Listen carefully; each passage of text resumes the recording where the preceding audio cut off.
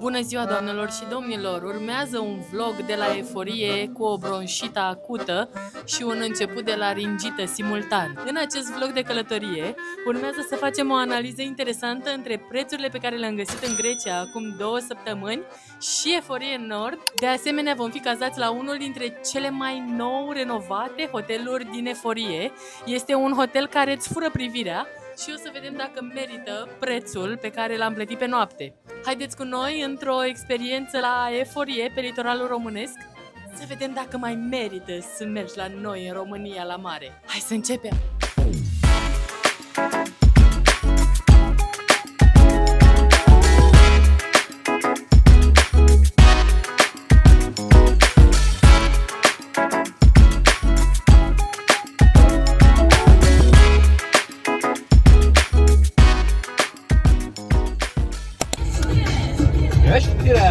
Când mă atingi cu piețe, doare o doresc, am îndrăgostit rulea.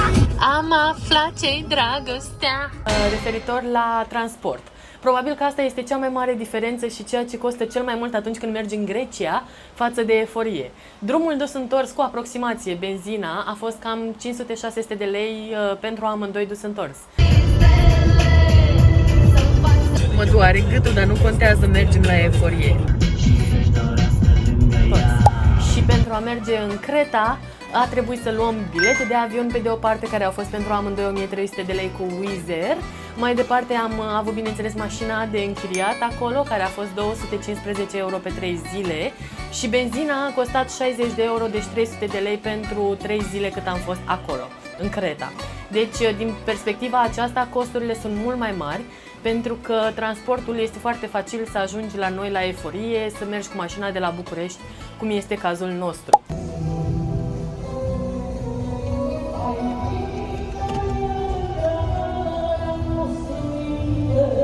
Pentru a vorbi mai mult despre costuri și despre paralela cu Grecia, cred că este important să începem cu cazarea.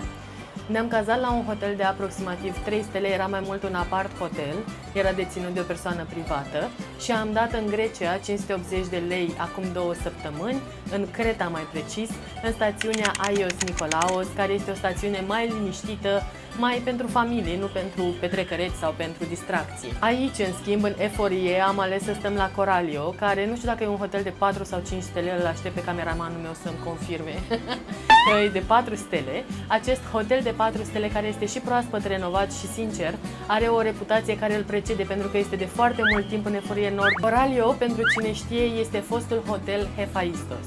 Este un hotel care este foarte bine amplasat în Eforie, care domină vizual pentru că era mult mai înalt decât celelalte și acum a fost proaspăt renovat. Într-adevăr, condițiile sunt foarte similare cu un hotel pe care l-aș vedea în Bulgaria. Prețul pe noapte, având în vedere că noi am prins în luna august, deci chiar în primul weekend din luna august, a fost pe noapte la o reducere promoție pe care noi am prins-o 800 de lei pe noapte, cu tot cu micul dejun inclus. Camera este spațioasă, aerul condiționat funcționează foarte bine, nu are buton de Netflix, patul este confortabil, încerc să vă trec așa prin revistă. Ne-am cazat la Coralio, este un hotel de 4 stele de la Eforie. Asta e baia. Avem cameră la etajul 8, ar trebui să avem o priveliște frumoasă. Avem și TV mare, este și zona aceasta așa drăguță, estetică. Îmi place, este proaspăt renovat. Detaliile și aparatura sunt foarte moderne. Aici e minibarul, dar sunt sigură că o să coste produsele de aici. Eram sigură că e cu plată, totul a fost cu plată aici, inclusiv parcarea. Am dat 50 de lei pe zi pe parcare. Camera este spațioasă, are și aer condiționat. Hai să vedem și pe balcon cum este.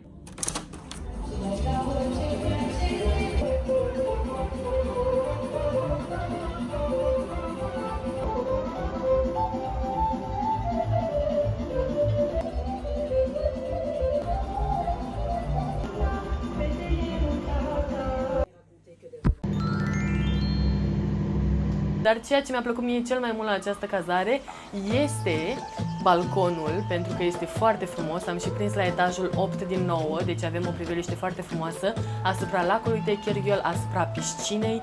Piscina este deosebit de frumoasă atât ziua cât și seara.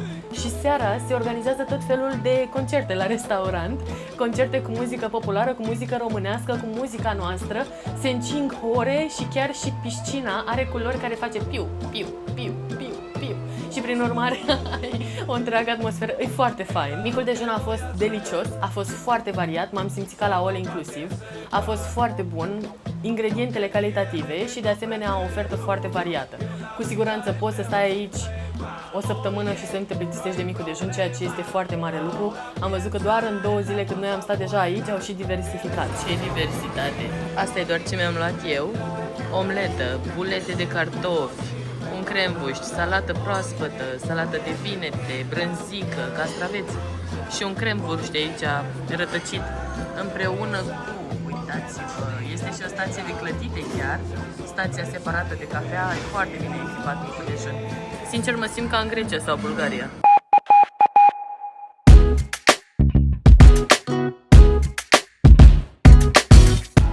Vreau să avem un moment pentru acest balcon în formă de cerc, său estetic, foarte frumos.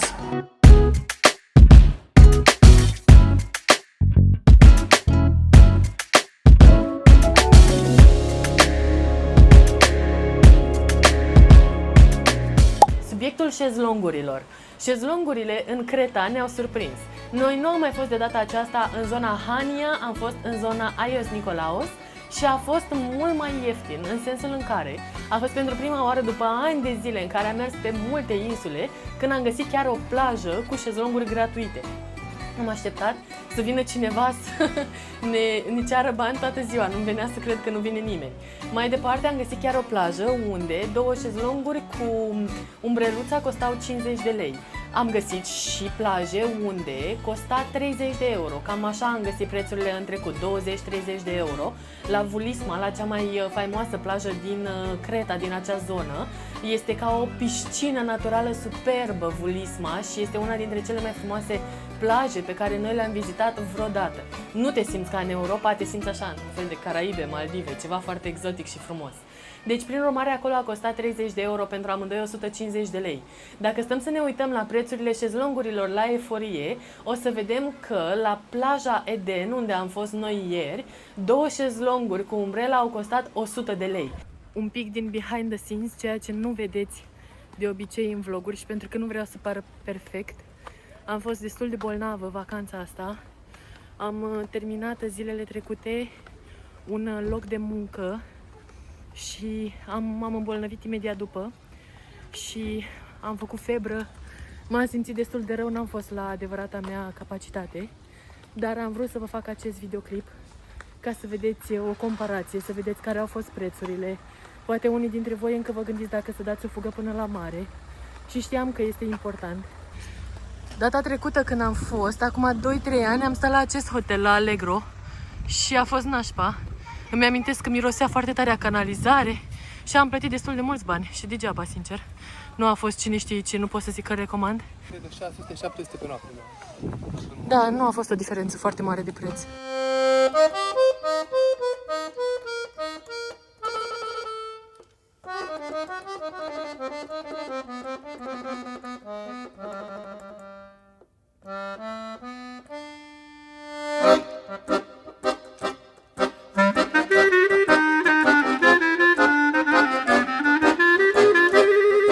Șezlonguri cu umbrelă am dat 100 de lei pe zi.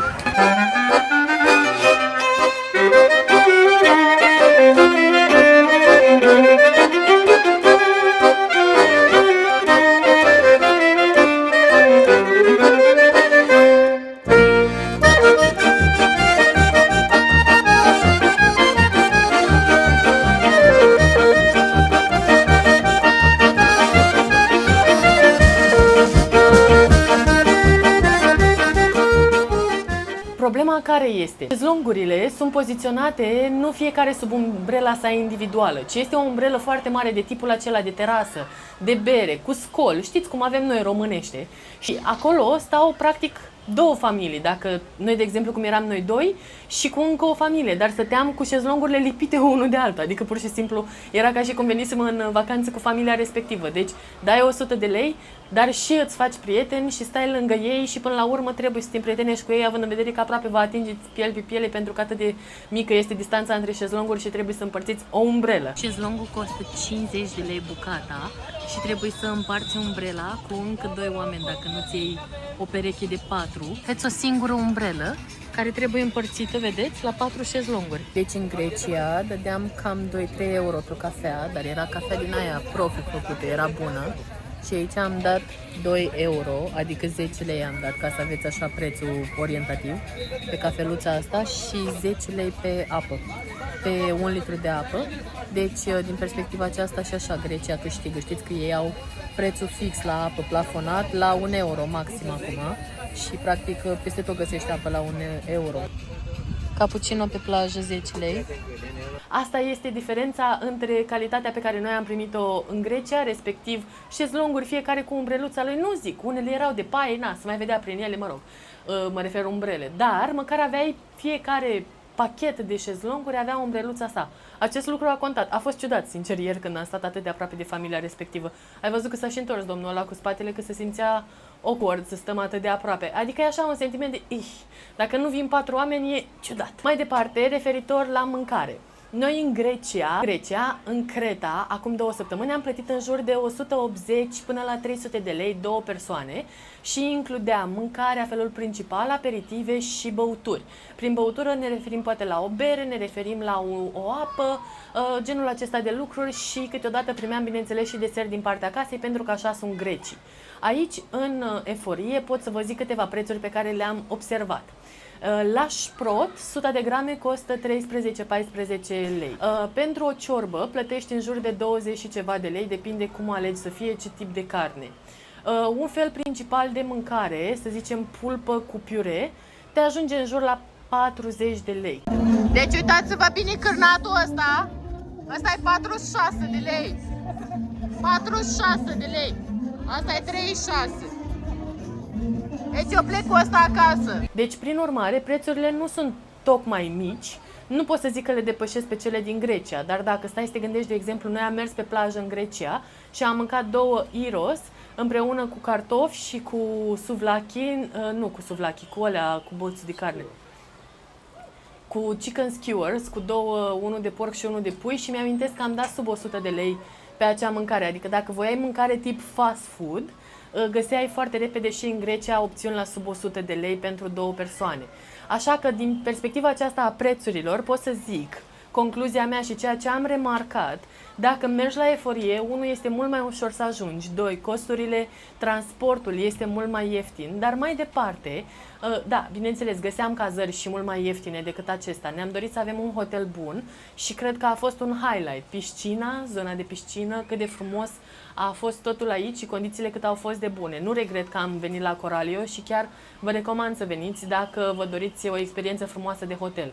Dar din perspectiva mea, dacă stăm să ne uităm la plajele și condițiile pe care le oferă aici... Trec acum până la plajă, până la mare.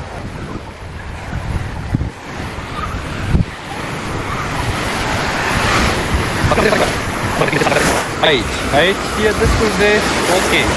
Mă rog, aici sunt alge de-astea. Au ajuns să mi se pară normale. Adică nu mă deranjează, ca să zic așa. Cam așa e în apă. Și așa e și încolo, adică nu doar în partea asta. Astea sunt foarte nasoale, că se prinde tine, efectiv. Culoarea apei este absolut superbă și vreau să vă zic că priveliștea asta așa montană, uscată, secetoasă, atât de reprezentativă pentru Creta, Doamne, a fost atât de relaxant și ne-am simțit atât de bine. Nu sunt nici măcar alge în apă, este extrem de curat. Vezi totul în jur. Stați să dau wide să vedeți. Uitați cu wide cum arată, cât este de curat. Este extrem de relaxant.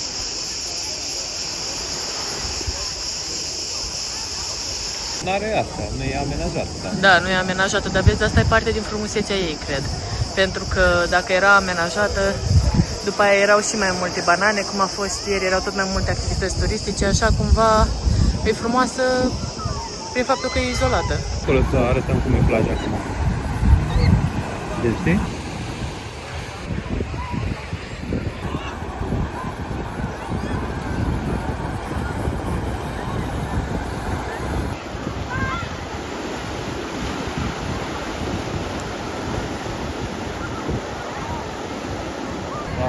Ia uitați-vă cum este apa de murdară, ce alge au venit.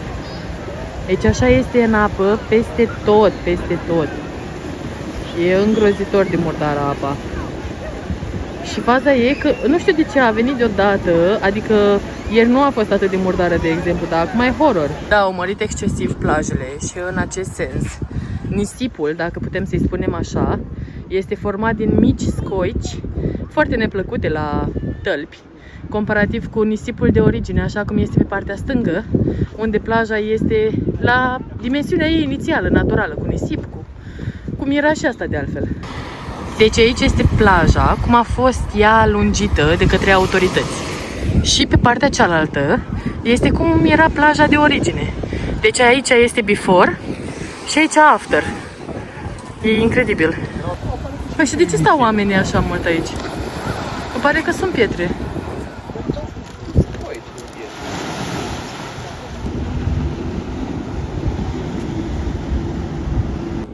Aici cred că se vede mai bine. Plaja cum este pe stânga este după ce s-au realizat lucrările și pe dreapta cum era ea inițial.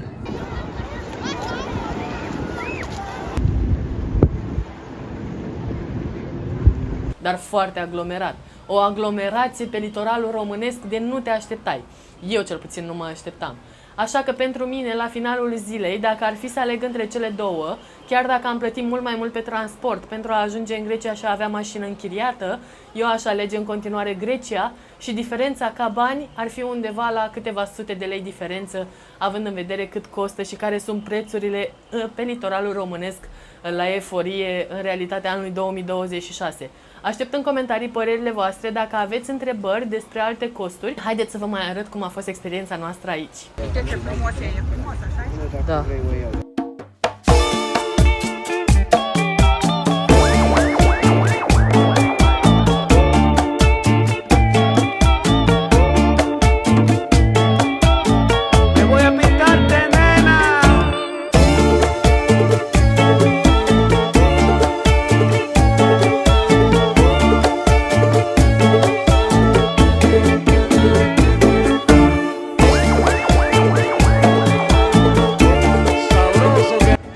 Deci am ajuns pe faleza de la Eforie Nord.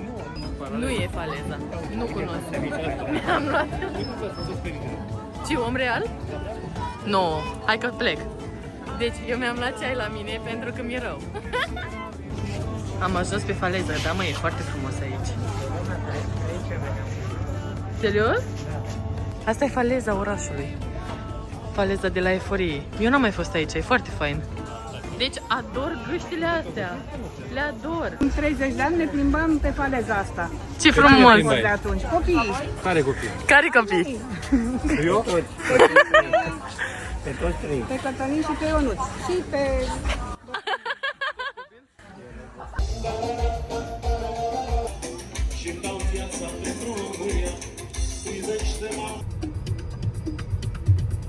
Și domnilor, monsieur, mesdames, aveți în față O să-i dăm Rădulescu care spune. Da. de Rădăuți, un peu a Vede revizité care, a 200 intră la de cine sau kilometri. care. Hai zic că le știi.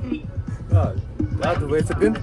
La la la la la. Tablourile cu... Născător de umor, edificia misă San 30, parlul logofăt Tudor Busuioc. Pură tablourile de la o... Sper că v-a plăcut vlogul de la Eforie. Un vlog scurt, cu boală, cu răceală, cu prețuri. Sper să-mi lăsați în comentarii cum vi s-a părut și mulțumesc că sunteți aici. Urmează plafonul, pragul moral de 2000 de urmăritori pentru mine.